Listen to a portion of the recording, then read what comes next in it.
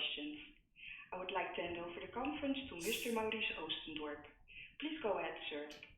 Thank you very much. Good morning. Also on behalf of Peter Veugen, welcome to this call in which we will present the 2019 results. I will do that together with Peter Veugen, who is our intended to be nominated CFO. I will start giving a more generic update on the developments in 2019, and then Peter will highlight the most relevant elements of the financial results. We are pleased with how the bank has developed in 2019. We've seen an increased recognition and appreciation for the Volksbank as a safe bank with safe products. And we've taken various initiatives to further strengthen our social identity, either through improvement in our climate neutral balance sheet or various initiatives that we've taken to improve the financial resilience of our clients. We're also extremely pleased with the fact that we have been confronted with a broad political support for the aim to safeguard the social character of the bank following any type of privatization. In the end, it is all about customers, and we're very pleased that in 2019 we've again seen a growth in the current account customers, mortgage portfolio and saving deposits. And finally, we're also pleased with the fact that we have been able to produce a slight increase in the net profit, which is, by the way, mainly driven by lower operating expenses, a net profit of 275 million, a 3% increase over 2018, and a return on equity of 7.7%. As you know, our mission is banking with the human touch. And every half year, we'd like to present a few initiatives that show how we try to further strengthen our social identity. As far as 2019 is concerned, I would like to highlight four. First of all, the policy for saving rates. We've spoken with customers about their view of the low and possibly negative interest rates, and on the basis of an extensive consumer research done by an independent party, we've come to the conclusion that our brands will have to continue to offer retail customers with saving balances of up to 25,000 euros, an interest rate of at least 1 basis point during the whole of 2020, and above and until 100,000 we have committed ourselves to keep the interest rate at least at 0%. We've come to the conclusion that clients perceive a negative interest rate as an unfair penalty, and we appreciate that. In September, the Volksbank issued its first green senior preferred bond in the amount of 500 million. The issue was substantially subscribed for 1.7 billion, and the proceeds we use to fund activities that contribute to lower CO2 emissions. We've earlier on already mentioned the rent statement launched by BLG Wonen, a statement to provide mortgages to so-called high rent tenants on the basis of a rent statement, allowing them through an explain procedure to buy a home. We had 1,300 applications, invited 160 people to a free exploratory talk, and the pilot project will ultimately be continued with 40 customers. This pilot, by the way, yielded us the Positive Finance Award. And then finally, the Volksbank was proclaimed the winner of the, in Dutch, Driehoek 3D trophy in December. We won this trophy for the way in which the Works Council is proactively involved by the Board of Directors and the Supervisory Board in our implementation of banking with a human touch. In the Dutch media, we've launched a new campaign, Better for Each Other. a media campaign to show to the Netherlands the connection between the Volksbank and its brands. Key in this campaign, which brings together our mission, banking with the human touch, and our shared value principle, is the better for each other promise. Again, an umbrella that catchphrases our mission and our shared value ambition. Just to avoid any misunderstanding, this campaign is trying to load the identity of the Volksbank, to explain the link between the Volksbank as an organization and its brands. It's not a prelude on a transformation of the brands into a final brand name, the Volksbank. That is not on our agenda at all. One of the elements through which we show responsibility for society is our sustainability goals. We are striving for a climate neutral balance sheet in 2030, and we have been we've been able to further increase the percentage of the balance sheet which is climate neutral in 2019 from 37% to 44%. It consists, by the way, of investments we do in renewable energy, in the issuance of green bonds, and predominantly also in bringing down the CO2 emission of the houses we finance. The last is the most difficult one, because there we need to cooperate together with clients, and Dutch homeowners are still reluctant to invest the amounts that are needed to improve the energy label of their private homes. Maybe in the future we have to await also government actions to support this desired objective. On the financial resilience, we have participated in the Dutch debt support, aiming at preventing and solving problematic debts, and we've been increasingly focused through special information sessions for customers with interest-only mortgages to try to reduce the risks involved, and to make sure that people can continue to live in their houses despite the fact that they might not have taken sufficient action to pay off their mortgage. A brief update on the privatization of the Volksbank. Mid-November last year, the Volksbank's future was on the agenda of a general consultation between the Minister of Finance and the financial spokespersons of the political parties in the House of Representatives in The Hague. The reason was the Minister's letter about NLFI's annual report on the Volksbank. And in the letter, the Minister wrote that a decision with regard to the Volksbank's future could not be made at this time based on the NLFI report and market conditions, despite the fact that the 3-year period previously indicated had expired. During the consultation, the Minister expressed his intention to present a broader perspective on the diversity of the Dutch banking landscape, which is expected around the summer of this year. As the Volksbank, we're currently exploring ways to optimize our business model. Our aim is to ensure that the bank is and remain agile, resilient, and shock-proof. This includes a consideration of the options of diversifying income and cutting costs. The sustained low interest rate environment, financial and technology developments with related investments, and rising costs incurred to comply with laws and regulations make this a tough challenge. However, we're making good progress, and our study should lead to a new strategic plan. We will inform NLFI in the results of our study in the course of this year, and then subsequently NLFI will prepare a new report on this basis and send it to the Minister in the autumn of 2020. In the months ahead, the Minister will consult with NLFI and the Volksbank to explore a number of options for the privatization.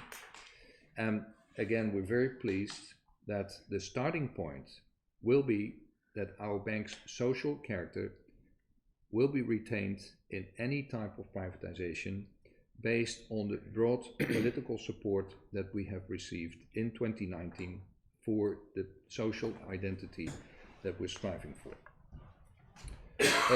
A few comments on the commercial developments. As you know, we translate customer value in two key performance indicators. One is the growth of the number of clients, and the second one is the customer weighted net promoter score. We're, by the way, thinking about different ways of presenting client value, but that will be part of our new strategic plan. For the time being, we're focusing on NPS and growth of payment accounts, and in both performance indicators we've seen a further improvement. We've now reached, for the first time ever, a 0 customer weighted average in the net promoter score, and already for the 7th consecutive year we've been able to improve the NPS. The growth in the customer base was driven by an increase in new current account customers. Our customer base today consists of almost 3.3 Dutch inhabitants, and as part of that we targeted 1.5 million current account customers by the end of 2020, but we've reached that target more than at the end of 2019 already, showing more than 1.57 million current account clients. Current account clients that also increasingly use those accounts, as we have been able to also see a strong increase in market share in transaction payments. All in all, an 80,000 net growth of current account customers, with which we're very pleased.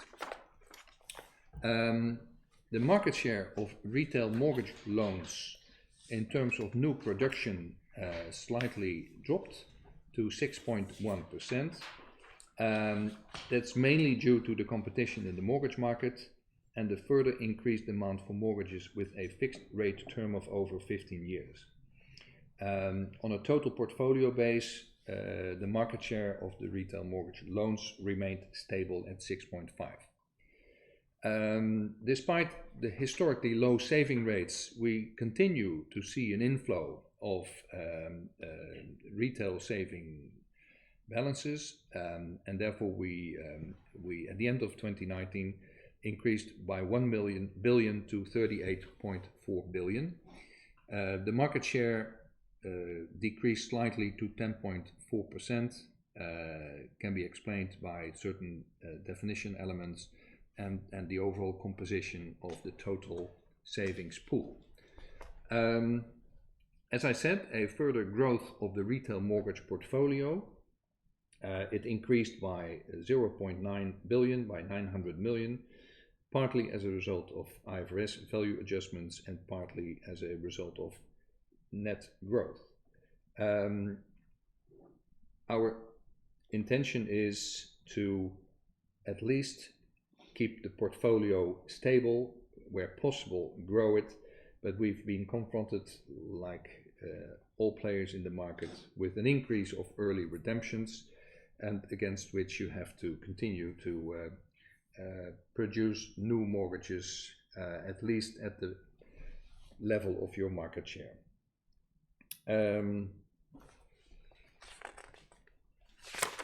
I think this is what I would like to say as an introduction, and I would like to hand over now to Peter to give further details on the financial results and the outlook for this year.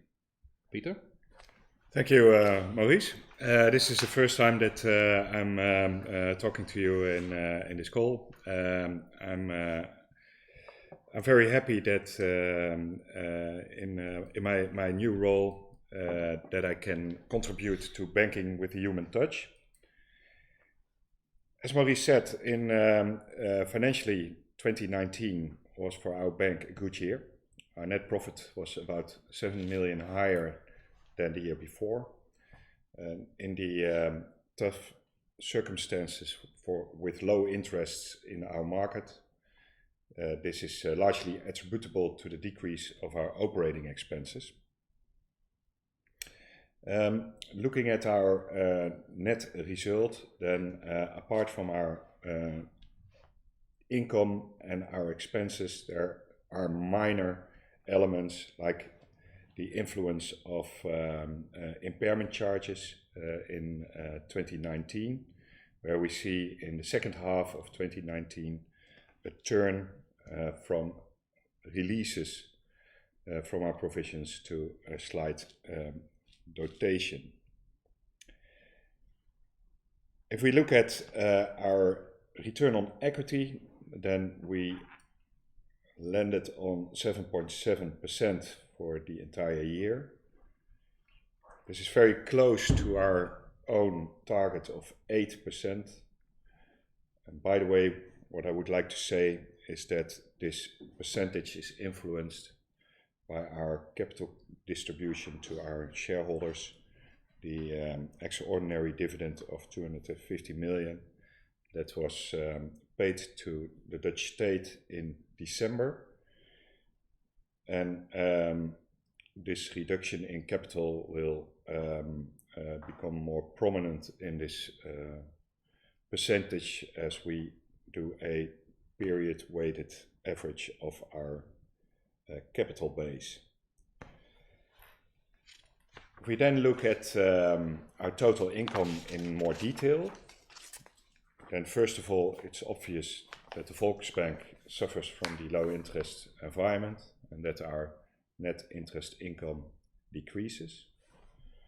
The redemptions, the early redemptions and the redemptions that we see in our mortgage book that are replaced by new mortgages in the low interest environment leads to a reduction of our net interest margin by unluckily replacing lower interest mortgages in the book.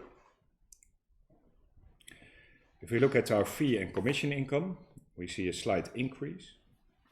This slight increase is mainly driven for higher fees for payment transactions and mortgage advice. And then the other elements in our net income are relatively small. I would like to mention a positive effect that we see from the investment income that we have on our liquidity portfolio, which led to a rise of about 9 million compared to the year before. If we then look at our operating expenses are 6% lower than the year before, and this reduction in our operating expenses is mainly due to lower staff costs. During the year 2019, we were able to finalize some big projects for which we hired temporary staff, and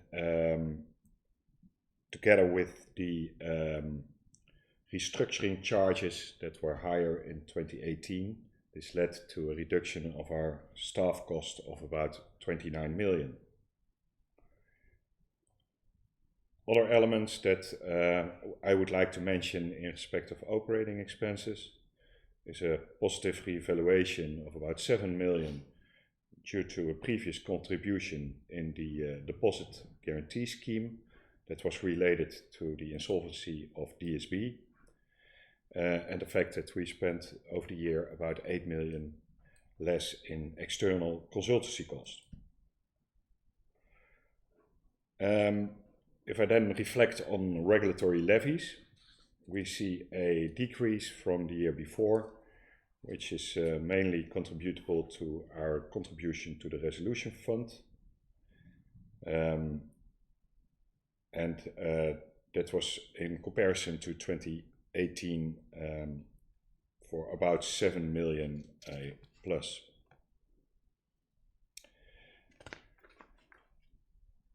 The reduction in FTEs, as I said, is mainly driven by the finalization of larger projects, and that is one of the main drivers behind our lower staff cost in 2019.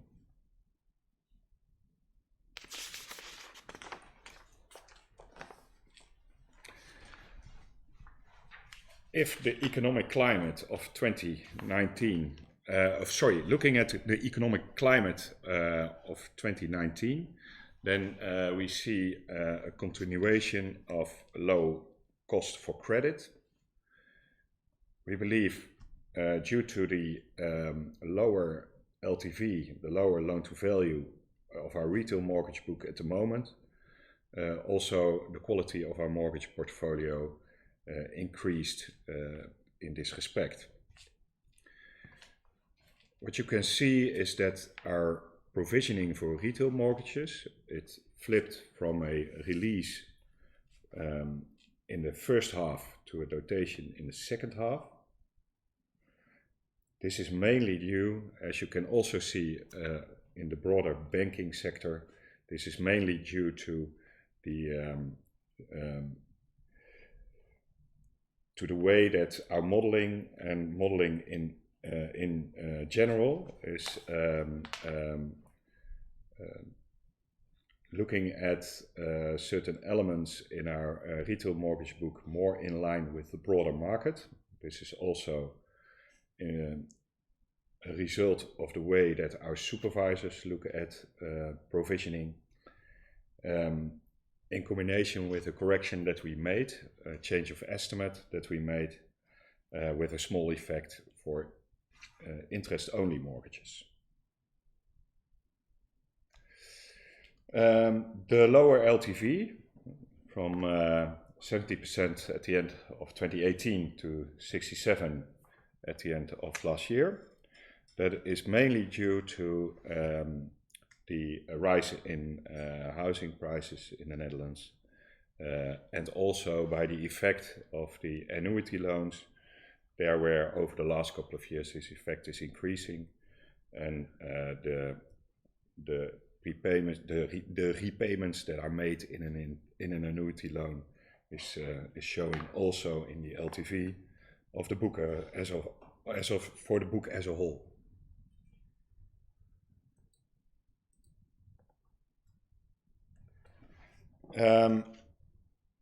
Looking at capital, there are a couple of significant influences during 2019.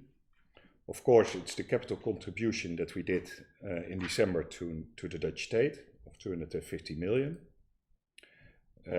But also the reassessment of our RWAs as a result of the TRIM exercise led to a reduction. Our RWA increased with about 800 million as a result of TRIM,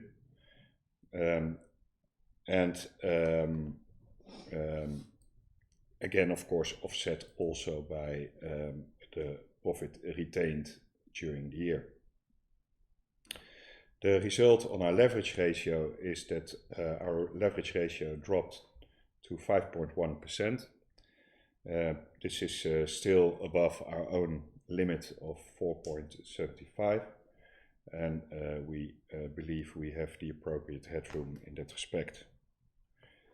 Something to mention with respect to our Common Equity Tier 1 ratio going forward.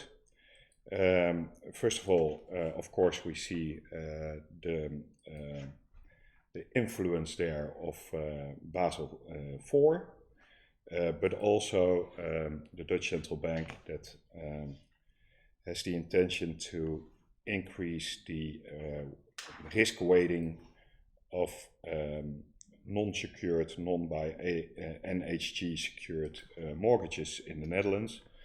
And we expect that this might have a negative impact on our capital ratio of 3%. Given our capitalization, this is something we can absolutely bear, of course. We believe, by the way, that the strong capitalization that we have is a necessity to us. We are exposed to the retail market in the Netherlands, especially mortgages. And it might be that you consider this as a relative vulnerability, given the fact that we're not diversified. If we then have our outlook over the year 2020, then it is clear to us that this will be influenced to the low interest environment we're facing.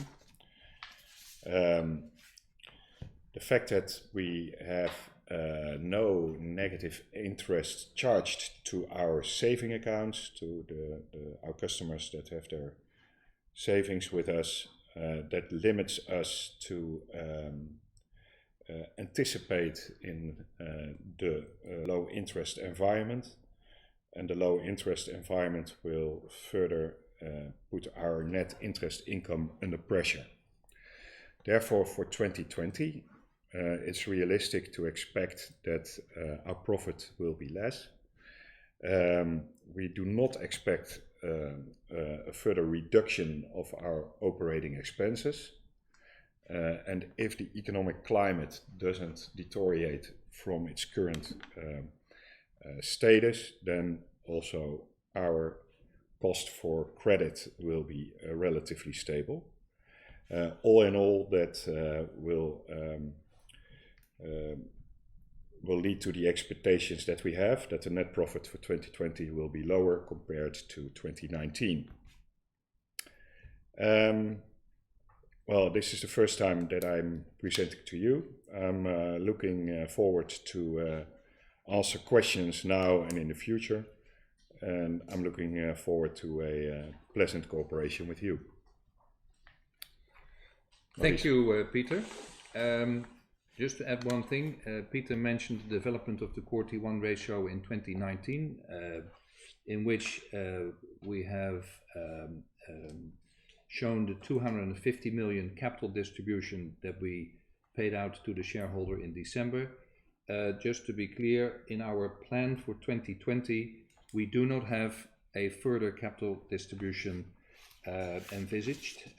Things might change always in the future, but for now, in the 2020 plan, there's no further capital distribution in the plan. Okay, we're open for questions, so please do. Ladies and gentlemen, we will start the question and answer session now. If you have a question, please press *1. Your questions will be answered in the order that they are received. So for questions, you can press *1. Go ahead, please. The first question is from Mr. Albert Ploeg, ING. Your line is open. Please go ahead, sir. Yes, good morning. Thanks for taking my questions. I've got a couple, maybe one bit more strategic on the remarks that you're currently exploring ways to optimize the business model, including further diversification of income and cutting costs. I appreciate the diversifying of income, but it's also quite challenging given the state of the bank where you are and to build something that's meaningful.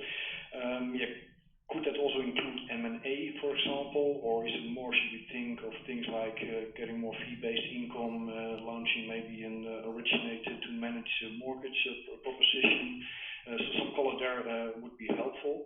Then a bit more financial related question on the net interest income comments and the outlook there. Could you help us out maybe a little bit also for our modeling purposes? Looking at 2020, what we should expect, for example, for the deposit margin track going forward, and what kind of potential ECB tiering benefits, if any material, you could still have on a full year basis. To get a little bit feeling, of course, what you mean by lower NII, that conclusion we can take, but the magnitude thereof, that would be helpful. Thank you. Okay, I will take the first, Peter will take the second question. Indeed, we're exploring ways to diversify income, but we've said before that will not lead to a drastic change of our business model. We continue to focus on retail clients and the small enterprises of the SME population, which are served along the lines of retail clients. However, in general, we do think that the dependence of retail banks on the interest margin will have to be reduced, because that margin in itself is under pressure.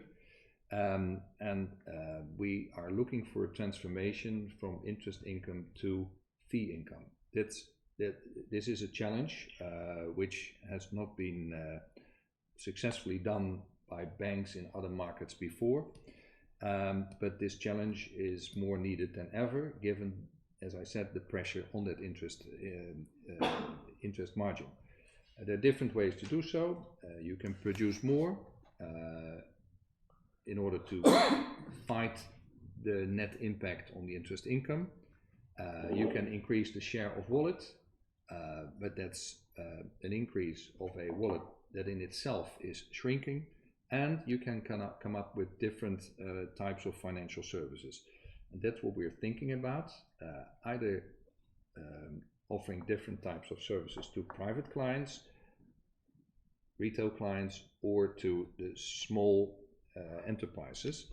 It not necessarily includes M&A, it also not excludes M&A, but it's not in the plan at the moment. So it's answering the strategic challenge of the dependence on interest income with the development of new types of services through which we will continue to increase our fee income. We're currently working on that plan. I'm not going to shed some light on that because we haven't finalized those plans. We first need to finalize them ourselves, then we will discuss them with NLFI and also, of course, with the Ministry of Finance. And when the time is right, we will say something about it in public, but not at the moment. But the generic approach is what I just mentioned. Peter? Yes, Mr. Ploeg, your question about net interest income. If you look at our figures and the presentation that you received and published, you see for the last year a decrease in our interest margin of about minus 10 basis points. The pressure that we see there has a couple of factors. It's the replacement of lower interest mortgages. The higher interest mortgages are replaced by lower.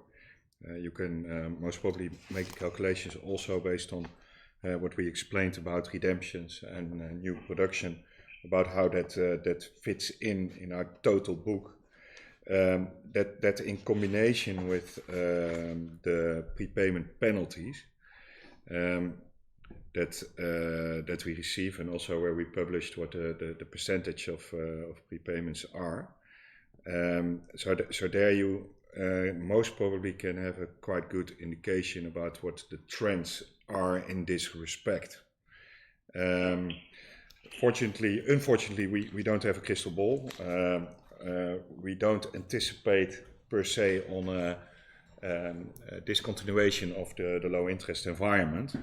But of course, banks like Volksbank would be helped by higher interest rates in the market. It's not a secret that I bring forward, I believe. So I hope I gave you some ideas that based on the material that we published, that you can do your calculations. And then maybe one small follow-up also in relation to exploring maybe other ways for cutting costs, and in relation to, of course, the very near-term outlook for 2020 to have no further reduction in operating expenses. Why is that for 2020 you see no room to lower the operating expenses more? Is that to do with things like know your customer kind of investments or other digital investments that maybe compensate or offset, let's say, the underlying and maybe cost reduction that you still plan? Should we see it in that kind of context? Yeah, let me give you some elements of our cost base and the developments, the anticipated developments in the cost base. First of all, the reduction in staff expenses of 2019 compared to 2018 are to a certain extent the result of finalizing large projects on which we hired external staff in the beginning of 2019. As an example, our efforts to compensate previous clients for the derivatives mis-selling in the Netherlands, those projects, they finalized around that date. At this moment, we don't believe that there are significant similar projects on the horizon. At the same time, it's also not only the Volksbank, but the entire banking sector that has to invest in knowing your customer and transaction monitoring. And there, it is not expected that we have lower costs in the future, but that we might have higher costs. What you do see is that the restructuring that we went through in 2018 does lead to a structural lower staff base and to also a lower staff cost. So that is a factor that we expect to continue. However, we do not foresee in this respect a reduction of our operating expenses. Okay, thank you very much. Ladies and gentlemen, for any additional questions or remarks, please press star 1.